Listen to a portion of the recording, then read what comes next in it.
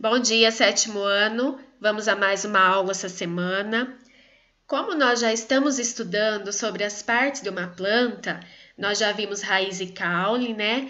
Então, na nossa aula hoje, nós vamos estudar mais específico a folha e os processos em que ela está envolvida. Começando então pelas características de uma folha, né? Então, a folha é um órgão da planta envolvido em três processos, que são a fotossíntese, a respiração e a transpiração. A maioria das folhas apresenta um cor verde, que é devido a um pigmento chamado clorofila.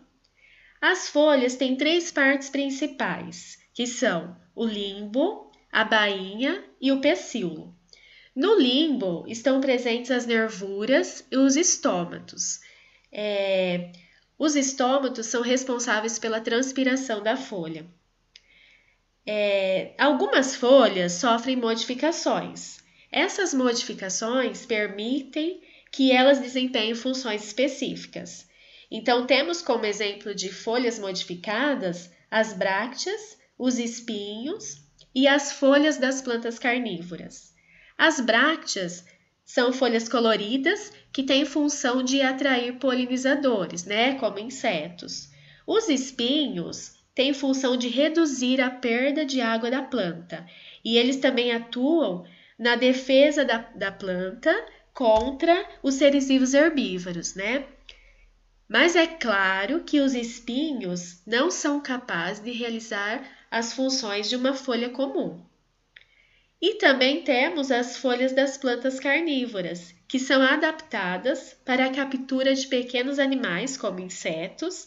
Esses insetos são capturados por essas folhas e são digeridos pela planta. E nessa digestão, eles atuam como fonte de nutrientes para a planta.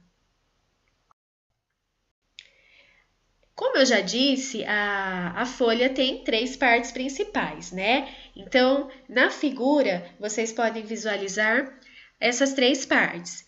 Então, começando pelo limbo. O limbo é a parte achatada da folha, ou seja, a região mais larga da folha.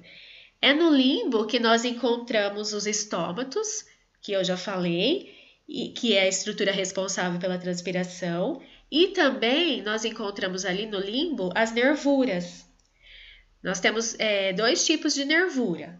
Uma nervura principal, que é a que sai ali do caule e fica no meio da folha, é a nervura principal, no meio do limbo, né?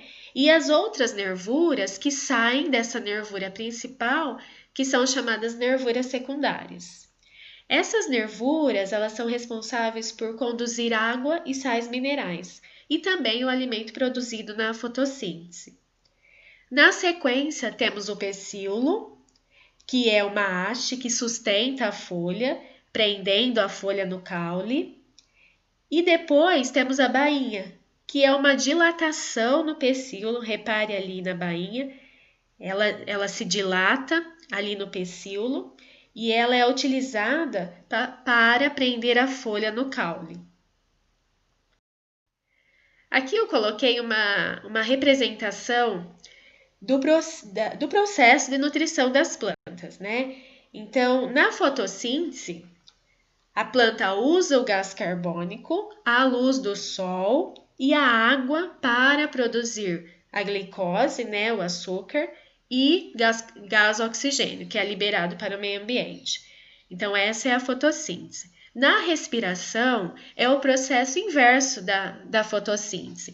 Então, na respiração, a planta vai consumir açúcar e gás oxigênio e liberar água e gás carbônico. Uma parte dessa água é evaporada pelos estômatos, né? Que são as estruturas que estão no limbo. Então, nesse processo, nós chamamos de transpiração, né? Que é o processo em que ela libera a água pelos estômatos. A água e os sais minerais são capturados pelas raízes. Então, é dessa forma que a planta se mantém constantemente, né? Com esses processos de nutrição.